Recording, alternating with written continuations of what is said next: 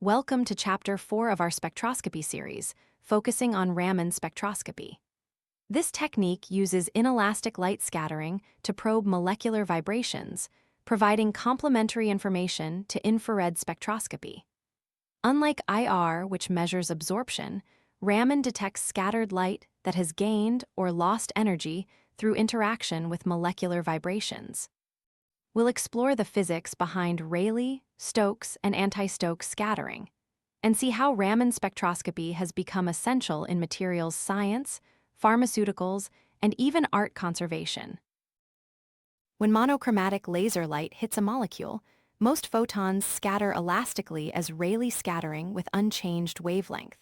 However, a small fraction undergoes inelastic Raman scattering. Stokes scattering occurs when the photon loses energy to the molecule, producing redshifted light. Anti-Stokes scattering happens when vibrationally excited molecules transfer energy to the photon, producing blue-shifted light. The intensity relationship is Rayleigh much greater than Stokes, which is greater than anti-Stokes, because most molecules are in the ground vibrational state at room temperature. Energy level diagrams illustrate the three scattering processes. In Rayleigh scattering, the molecule is excited to a virtual state and returns to the same ground state, so the scattered photon has the same energy. In Stokes-Raman, the molecule returns to a higher vibrational level, so the photon loses energy equal to the vibrational quantum. In anti-Stokes, the molecule starts in an excited vibrational state and returns to ground, giving energy to the photon. The Raman shift in wave numbers equals the difference between the incident and scattered wave numbers. That is, 1 over the incident wavelength minus 1 over the scattered wavelength. IR and Raman spectroscopy have different selection rules, making them complementary techniques. IR requires a change in dipole moment during vibration, while Raman requires a change in polarizability, the ease with which the electron cloud is distorted. For centrosymmetric molecules like carbon dioxide, the mutual exclusion rule applies. Symmetric stretch is Raman active only because polarizability changes, while asymmetric stretch is IR active only because dipole moment changes. Water, lacking a center of symmetry, shows both IR and Raman activity for its vibrations. A Raman spectrometer consists of a laser source, focusing optics, sample, collection optics, a notch or edge filter, spectrograph, and detector. The laser, typically 532 nm or 785 nm, provides monochromatic excitation. The critical component is the notch filter, which blocks the intense Rayleigh line that is about 10 million times stronger than the Raman signal.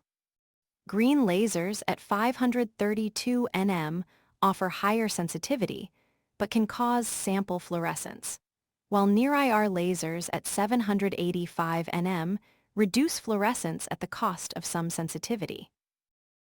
Surface-enhanced Raman spectroscopy, or SERS, provides signal enhancement of 10,000 to 10 billion-fold, that is 10 to the 4th up to 10 to the 10th, by placing molecules near metal nanostructures. The electromagnetic enhancement mechanism involves plasmon resonance on gold or silver nanoparticles, amplifying the local electromagnetic field. Chemical enhancement through charge transfer provides additional factors of 10 to 100. Hot spots at nanoparticle junctions produce the strongest enhancement. SERS enables single-molecule detection and has revolutionized biosensing and trace analysis applications.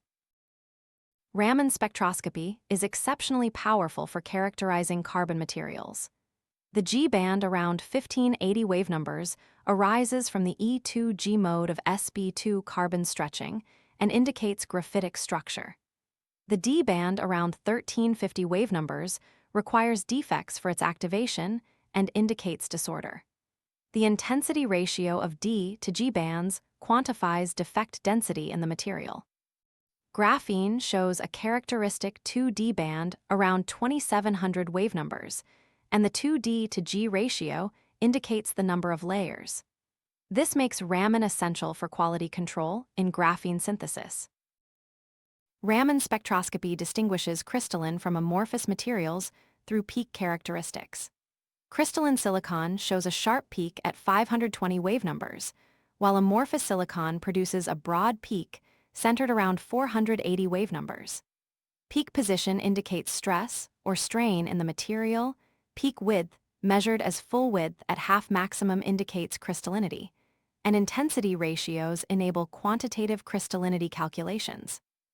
Applications include semiconductor quality assessment, pharmaceutical polymorph identification, and polymer crystallinity determination for quality control purposes. Raman spectroscopy finds diverse applications across multiple fields. In pharmaceuticals, it identifies polymorphs and verifies active pharmaceutical ingredient content. Materials scientists use it for graphene characterization and stress mapping.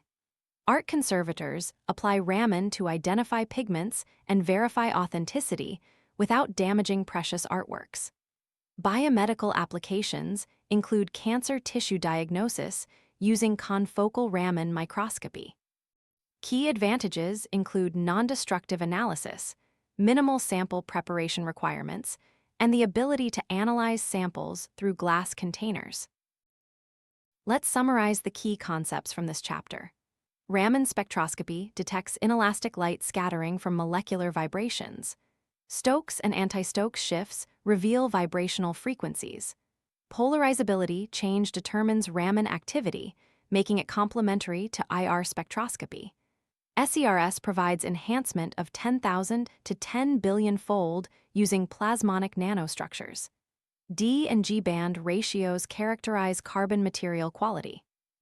In the next chapter, we'll explore X-ray photoelectron spectroscopy, or XPS, which probes surface chemistry at the atomic level. Practice by comparing IR and Raman spectra of the same compound to understand their complementary nature.